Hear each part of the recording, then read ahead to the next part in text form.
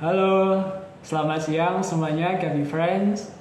Gimana nih kabarnya hari ini di awal bulan Februari ya, tanggal 3 Februari tahun 2025.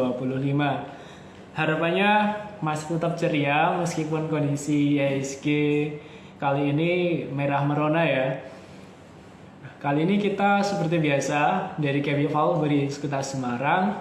Setiap hari Senin ada agenda review dan juga stock pick. Kali ini kita akan dengan Coach Steven, yaitu founder dari Kenzo Trader. Nah nanti kalau KB Friends, kalau ada yang mau ditanyakan, jangan ragu, bisa langsung aja tulis di kolom komentar.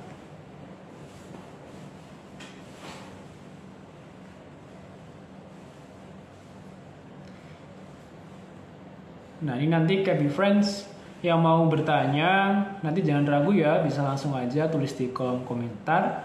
Nanti biar bisa dikasih view-nya dari Coach Steven.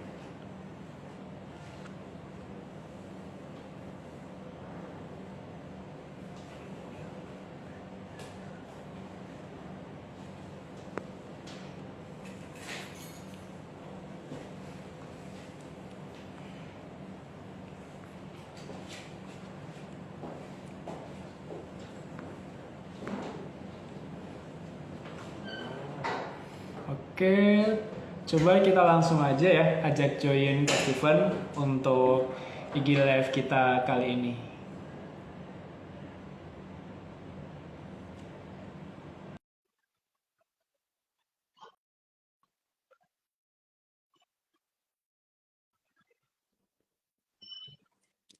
Ya, Halo, selamat siang Coach Steven. Gimana kabarnya kok? masih baik-baik. Oke kok. Kita Market harus tetap selalu ceria ya kok, meskipun kondisi market membara. waduh, harus kalau enggak bisa ikut gila. Iya. Oke, kami friends semuanya. Ketemu lagi dengan saya Nasih dan kita kali ini akan live dengan Coach Steven, yaitu founder dari Kenzo Trader. Kita akan berbincang review dan juga pastinya saham pilihan yang bisa diperhatikan oleh kami friends selama sepekan ini. Sebelum dimulai, disclaimer on dulu bahwa semua perbincangan siang ini bukan merupakan rekomendasi buy or sell. Jadi untuk keuntungan maupun kerugian menjadi tanggung jawab kami friends masing-masing. Sebelum dimulai, kita akan melihat bagaimana kondisi market global dan juga komoditas selama sepekan ini. Untuk Dow Jones secara weekly ya, mengalami pelemahan 0,04%, Nasdaq secara weekly pelemahan cukup dalam 2,13%, dan US Dollar Index mengalami penguatan 0,22%.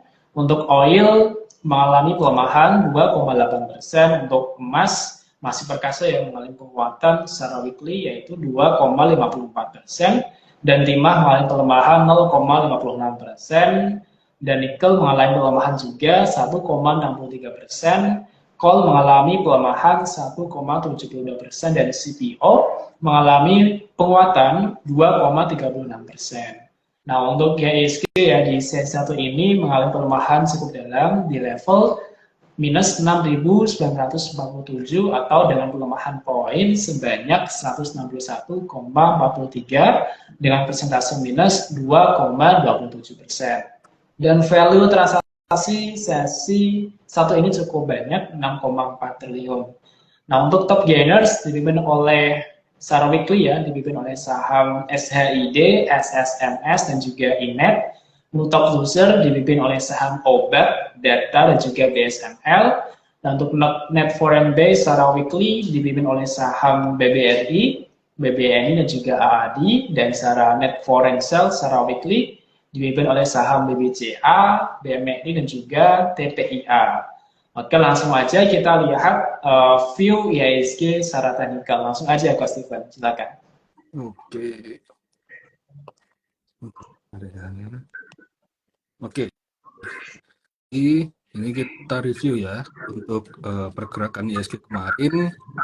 Sempat kita lihat emang ada penguatan, tetapi ISG tertahan dari 200 daily-nya, dan itu juga bertepatan dengan supply.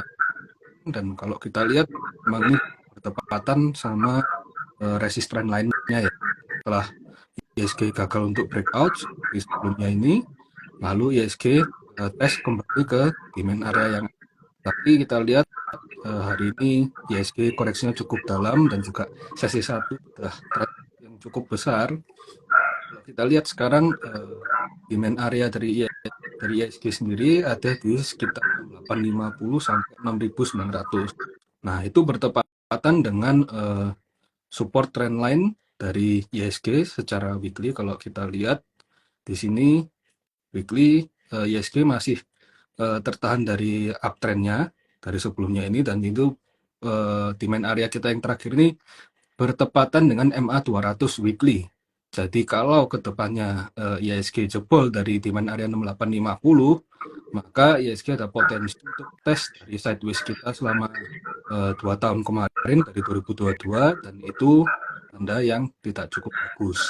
Nah, kalau kira-kira apa penyebabnya? Nah, kalau dari kemarin mungkin teman-teman sempat perhatikan, Trump sempat mau memberikan kebijakan untuk dari corporate tax dan juga personal tax-nya di orang-orang Amerika. Lalu juga Trump juga memberikan tarif untuk Kanada, Meksiko, dan lain-lainnya untuk tarif importnya. Yang mana di situ menimbulkan uncertainty ya, jadi dari market. Dan itu yang membuat dolar menguat lagi, karena kalau kita lihat di situ emang pasti orang-orang mencari ke aset yang lebih aman. Yang mana kalau kita lihat di sini itu ada yang namanya US 10 year. Jadi di bagian kanan ini kalau kita lihat US 10 year yield-nya ini turun, sedangkan kita Indo 10 year-nya yield-nya naik. Jadi secara nggak langsung kita bisa lihat kalau Indonesia ini mulai dibuang atau rupiahnya jadi melemah, makanya ada outflow dari bond 10 tahun kita dan inflow-nya ke bond 10 tahunnya dari Amerika itu sendiri. Makanya kalau kita lihat di sini USD IDR mengalami penguatan yang cukup signifikan. Nah, itu yang membuat pergerakan kita koreksinya juga cukup dalam. Jadi untuk teman-teman mungkin kalau memang ISG-nya kita juga jelas seperti ini, better wait and see dulu. Nggak perlu kita langsung HK, oh banking lagi murah berarti, atau saham-saham blue chip yang lainnya masih koreksi apa kembali ke area waktu sideways sebelum COVID kemarin. Nah, itu waktu murah. Teman-teman lebih baik wait and see dulu, karena kita masih diambang ketidakpastian, dan ini outflow-nya juga masih cukup deras, dan kalau kita cash flow kedepannya seperti apa, ya kita ikutin saja. Karena kalau berkata di market waktu Trump sebelumnya itu di periode 2014 sampai 2019 juga marketnya choppy seperti ini, karena uncertainty-nya sangat tinggi seperti itu.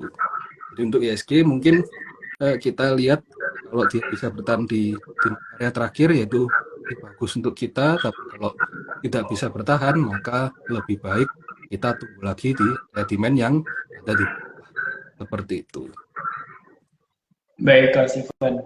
Berarti tadi secara weekly IHSG cukup di area juru kunci ya, kok MA 200 ya, kok. Betul. Kalau secara weekly ini jadi kayak kuncinya kalau misalnya kita masih bisa bertahan di area demand yang terakhir tadi di 6850 sampai 6900, ISG masih belum patah tren.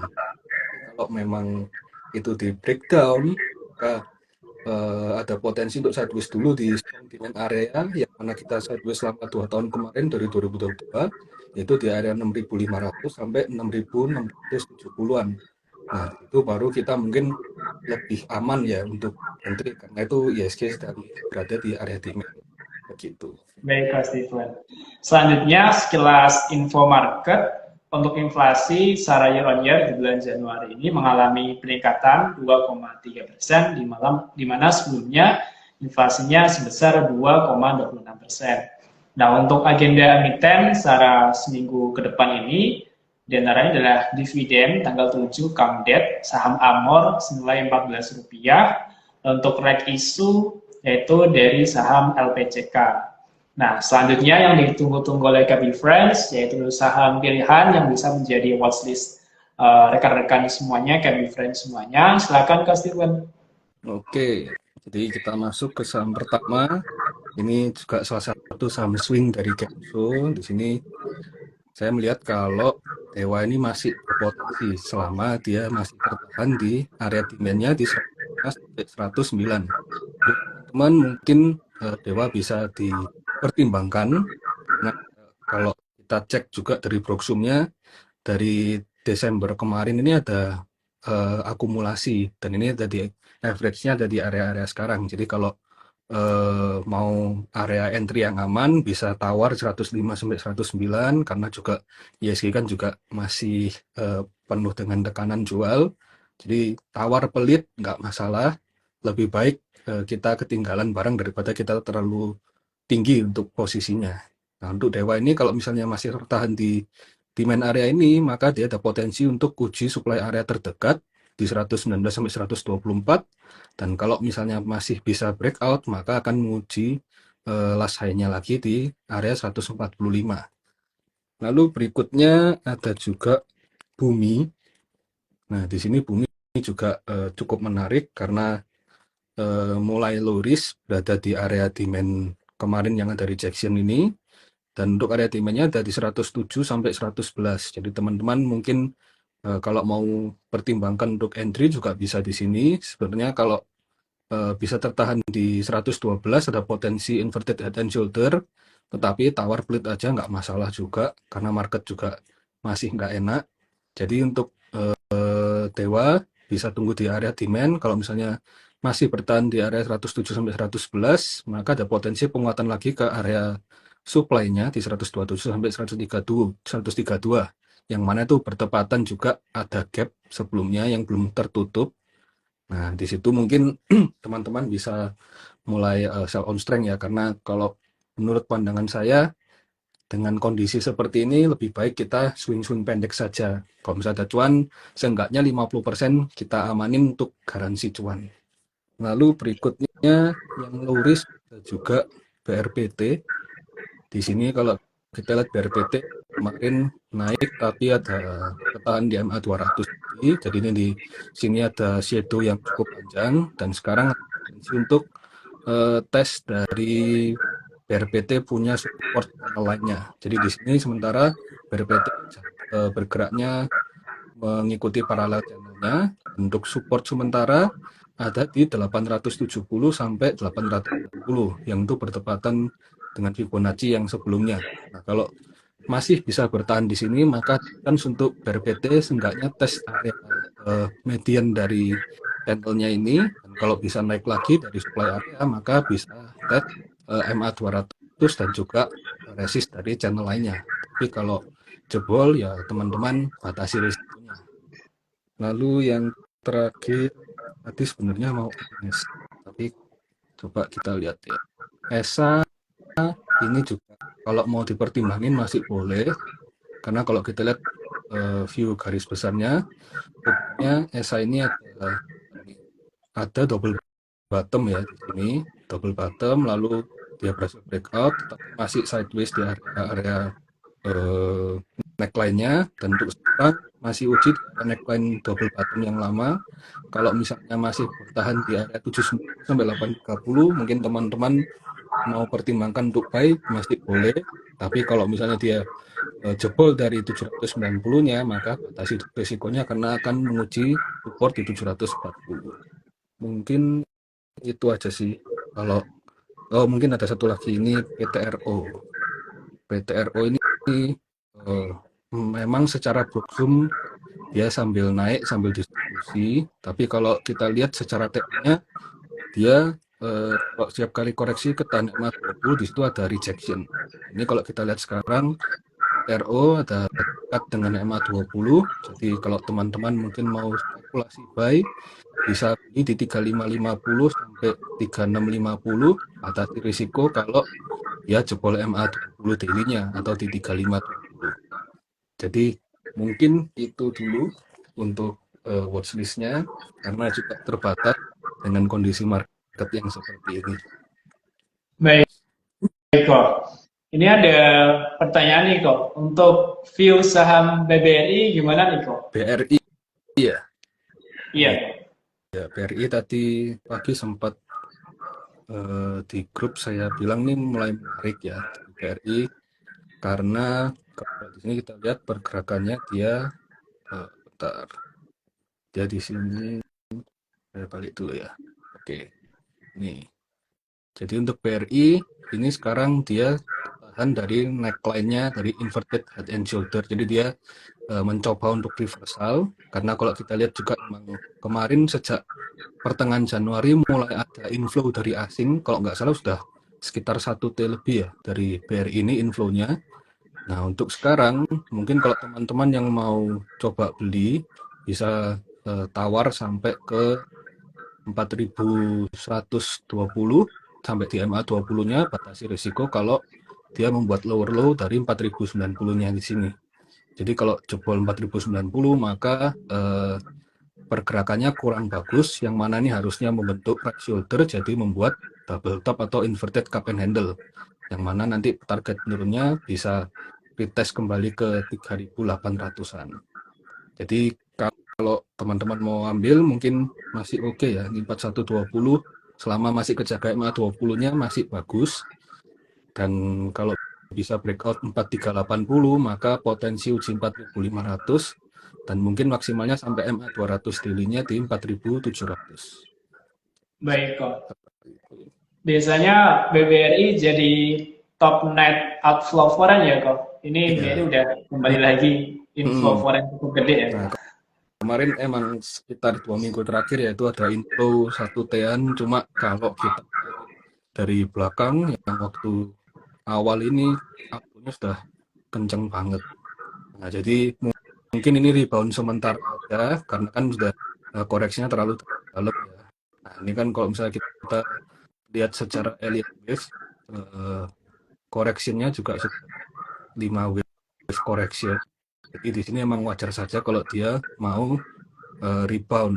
Rebound tapi mungkin terbatas ya. Pergerakannya ini 1, 2, mungkin cuma 3 wave aja kenaikannya pas 100 lalu nanti lanjut koreksi lah. Karena masih butuh base dikuat lagi atau nanti memang dari kebijakan dari pemerintahan Prabowo ada yang bagus, nah itu akan menimbulkan inflow lagi di banking kita. Tapi sementara ini kalau kita lihat dolarnya menguat, rupiah melemah, ya harusnya lebih ke arah bankingnya nggak kemana-mana dulu atau cenderung untuk koreksi seperti itu. Baik kok.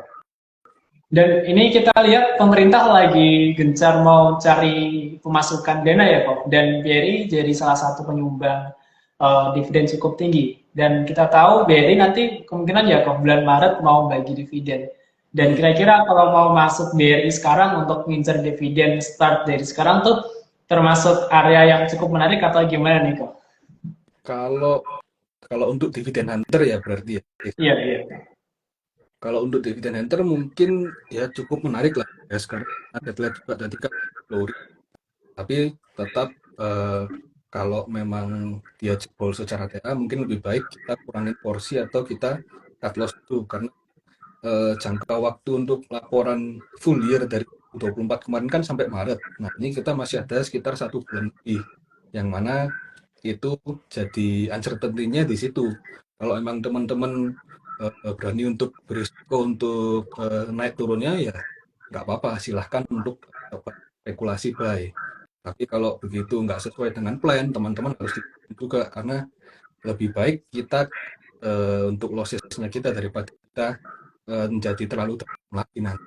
Kalau semakin dalam kan biasanya mentalnya apa nggak rela kan, waduh, padahal habis Iya. mau bagi dividen nih, padahal nanti kalau saya emang sudah turun dia naik dividen mungkin let's say kita sekitar 200 atau berapa poin ya, itu nanti setelah ex dividen nanti ya juga bakalannya turun lagi setelah update besoknya X-nya, nah itu biasanya turun juga sebesar dari dividennya. Tapi kalau teman-teman view-nya untuk invest jangka panjang ya teman-teman bisa cicil perlahan-lahan seperti itu. Jadi kayak mungkin masuk 10% dulu, lalu 10% lagi sampai seterusnya. Baik kok. Berarti nggak langsung nyemplung semua dana ya kok. Baiknya Betul. dicicil-cicil ya kok. Saya sendiri juga kasih arahan di grup kalau misalnya teman-teman yang mau buat invest di banking sekarang memang masuk murah, tapi jangan langsung masuk full porsi, cicil dulu.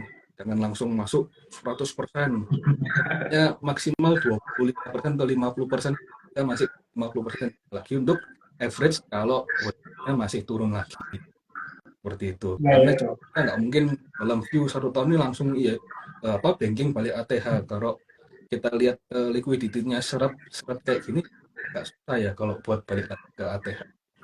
Gitu. Iya kok, dan kita juga tahu katanya BRI mau buyback ya kok. Buyback 3T ya kalau nggak salah kan. Iya, oke. Iya. Ya, itu Oke. nanti dilihat ya, pelaksanaannya kimana. Oke, kok mungkin kita bisa flashback ke IHSG kok. Ini kan Trump udah fase mungkin sebutannya lebih keren Trump 2.0 ya kok. Mm-mm. Nah ini untuk spesifik ke IHSG ini emang lebih cenderung ada memberikan katalis positif atau malah negatif kok. Ini menurut Coach Steven gimana nih kok? Sebenarnya kalau untuk Trump punya efek langsung ke kita dari kalau memberikan tarif ya, misalnya kita tarif ekspor untuk ke Amerika atau jadi tarif impornya di Amerika sendiri, barang-barang dari itu, sebenarnya kita marketnya terlalu besar di Amerikanya.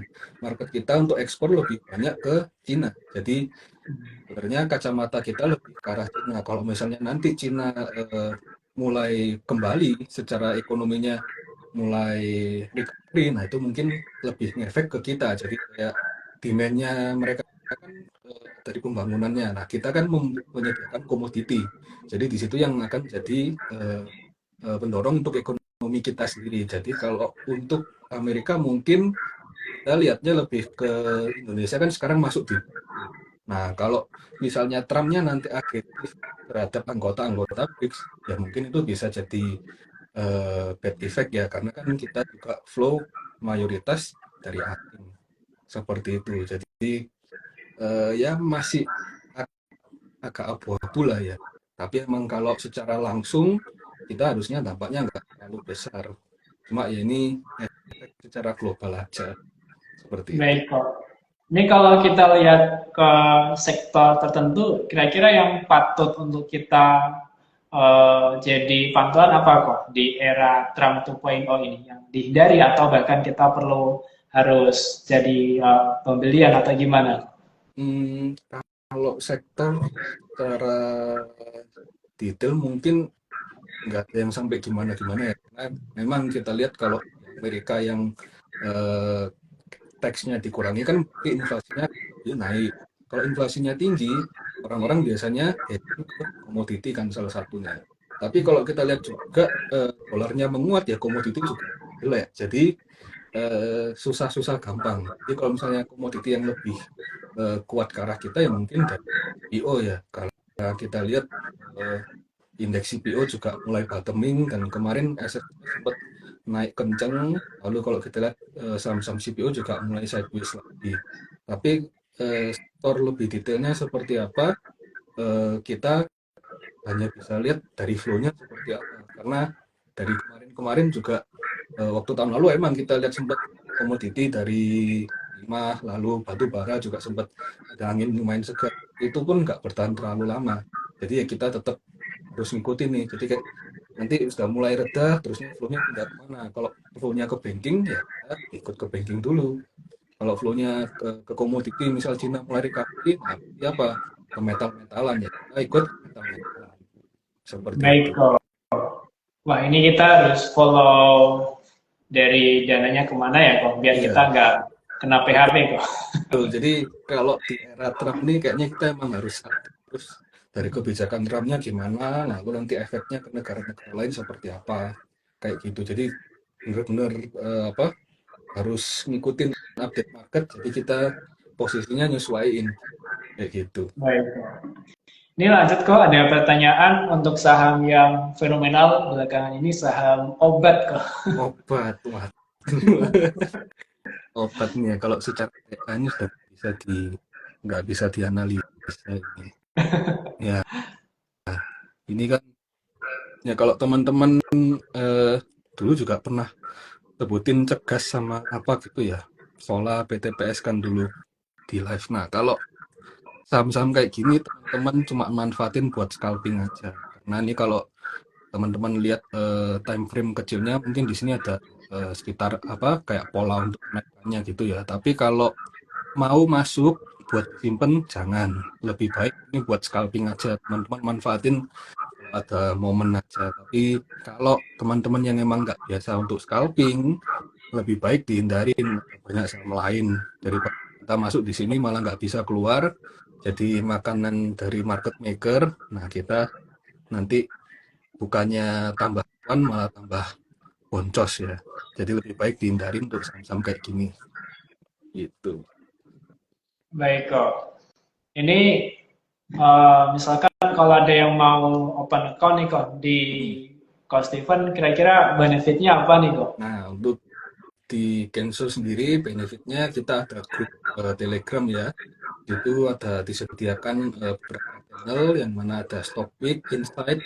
Di situ ada tabel swing, jadi teman-teman yang mungkin sambil ada kerjaan, jadi nggak perlu repot-repot untuk screening lagi. Di sini kita butuh, dan di situ juga teman-teman bisa melihat cara analisa saya secara teknikal maupun secara analisa broker summary dan juga analisa saat scalping atau fast trade. Nah, di situ teman-teman bisa eh, pelajari karena misalnya chatnya nggak bakalan dihapus. Di situ kalau teman-teman juga ada mau pertanyaan bisa juga dengan saya dan tiap bulan pasti saya akan update kira-kira kondisi marketnya ini seperti apa. Begitu. Baik kok. Ini kalau KB Friends mau open account di under Coach Steven, langsung aja bisa lihat yang saya sematkan tersebut.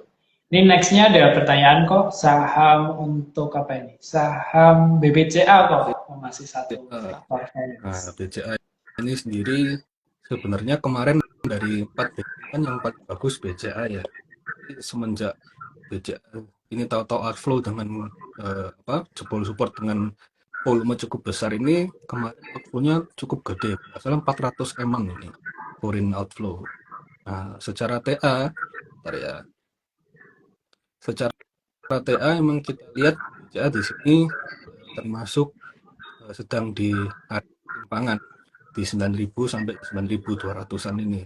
Tapi kalau secara weekly, ya ini memang last defense ya. Kalau misalkan jebol jebol ini, maka akan kemungkinan tes ke 8.600-an yang mana itu pas dengan MA 200 dari weekly-nya.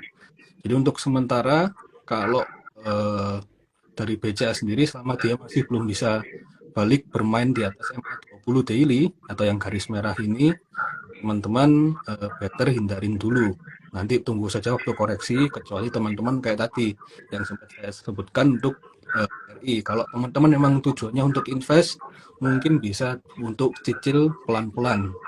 9.000 itu termasuk harga murah untuk BRI. Karena secara keuangan itu yang paling solid dari BCA.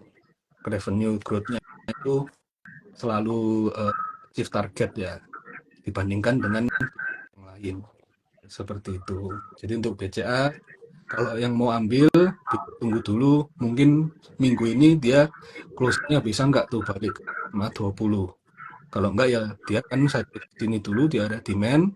Nanti ada penentuan apakah dia akan di atas atau turun ke bawah, jebol dan uji 8.600 di sini. Seperti itu. Baik kok. Ini next saham, pertanyaan saham AAD kok. Adi, oh ya, ini untuk di list juga swing. Iya, lupa tadi nggak takutin ya. AAD ini, oh, karena kalau kita lihat juga dari 6 Januari ini ADI itu ada akum cukup besar ya dari foreign.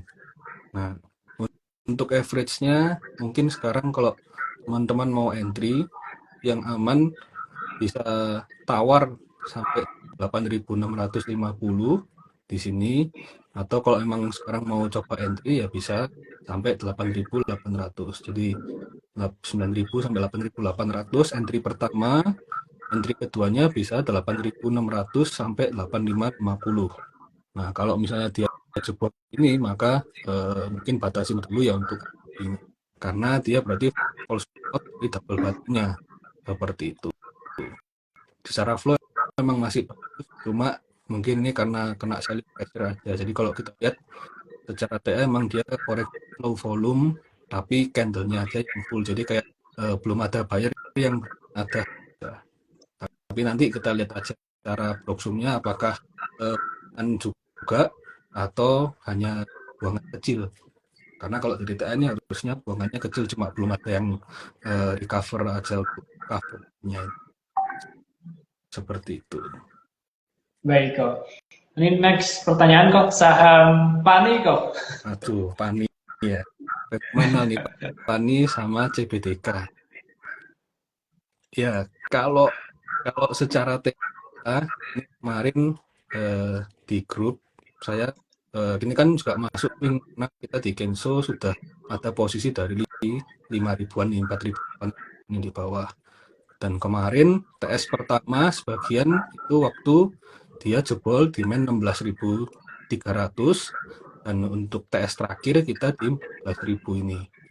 Waktu dia nggak bisa berhasil close di 14.000 kita TS full karena dia juga breakdown MA 100 daily yang mana itu bertepatan dengan MA 10 weekly kalau kita. Nah, di sini garis merah. Nah, secara TA kita memang dia sudah sampai target dari topnya ya. Karena kita lihat ini kan berarti 4.000 bawah, atasnya 10.000, turunannya sekitar 4.000 5.000 poin. Mana itu harusnya di 9.000 sampai 10.000. Yang mana itu juga pas ini sekarang di 200 daily. Tapi kalau teman-teman mau ambil dari sekarang, saya lebih baik pilih karena ini masih belum jelas kelihatan seperti apa dan hari ini pun open gap down volumenya gede. Jadi ini masih ada seller yang cukup besar, nggak tahu entah ini margin call atau emang ada clear exit atau emang ada sentimen negatif yang lainnya yang belum kita ketahui. Tapi yang pasti kalau secara TA ini masih belum memenuhi kriteria untuk kita entry. Sampai ada base yang sekitar 1 minggu sampai 2 minggu gitu seenggaknya, nah itu baru kita aman untuk entry buat paninya ini. Jadi sekarang mending hindarin dulu, wait and see, cari saham yang lain yang lebih low risk seperti itu. Baik kok. Itu tepatnya tanggal 24 Januari ya kok. Itu Hmm, masih bisa comeback dari MA 200 dan kalau hari ini under MA 200 cukup mungkin ketar-ketir ya iya kok. betul karena ini kan kemarinnya habis ARB kan yang 23 Januari, besoknya ada cover gede. Tapi itu pun sendiri dia kan masih belum membuat high ya. Secara market structure, kalau misalnya teman yang pernah yang belajar TA, karena kan dia belum membuat ya masih belum bisa dibilang pergerakannya bagus. Jadi masih tertahan resistennya ini. Jadi dia masih tergolong downtrend. Jadi selama masih belum membuat high, itu masih aman untuk di swing panjang. Kalau mau spekulasi, apakah boleh? Ya boleh, boleh aja. Cuma tetap batasi risiko dan kalau udah cuan selama masih belum bisa breakout ke resisten lainnya, belum bisa membuat ya lebih baik di take dulu karena marketnya lagi susah gitu. Baik Kak Steven. Nggak terasa udah sampai di ujung waktu. Tadi saham pilihan oleh Coach Steven diantaranya saham Dewa, saham Bumi, BRPT, ESA, dan juga PTRO. Nah, untuk Cabin Friends, kita Cabin Valkyries kita Semarang dalam waktu dekat akan ada acara Market Outlook 2025 dengan speaker Koafin yang diadakan tanggal 13 Februari atau hari Kamis yang dilaksanakan secara online via Zoom start jam 19 hingga 21.00. Acara ini free, jadi untuk Cabin Friends yang mau ikut langsung aja bisa untuk daftar seperti itu. Sebelum ditutup ada quote menarik, trading adalah permainan psikologi. Setiap orang bisa dapat cuan di market, tapi hanya sedikit yang bisa survive.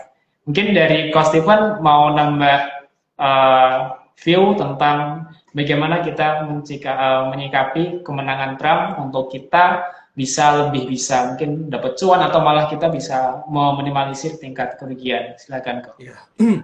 Jadi masih sama seperti karena marketnya penuh dengan uncertainty ya. Jadi kita harus keep up to date dengan berita-berita global dan kita ikutin saja flow-nya ada di mana, di situ kita ikut trading di situ. Jangan berusaha untuk melawan arus Karena kalau kita belum handal, kita melawan arus, maka kita terhanyut dari arusnya. Kita nggak bisa survive. Baik, Kak Steven. Terima kasih. Ke friends yang belum sempat join, jangan khawatir, nanti kita akan upload ulang di IG dan juga di YouTube. Terima kasih semuanya, Kak Steven, dan juga ke friends semuanya. Ingat investasi, ingat Kevi Valbri Sekuritas Semarang. Terima kasih Kak Steven semuanya. Teman-teman.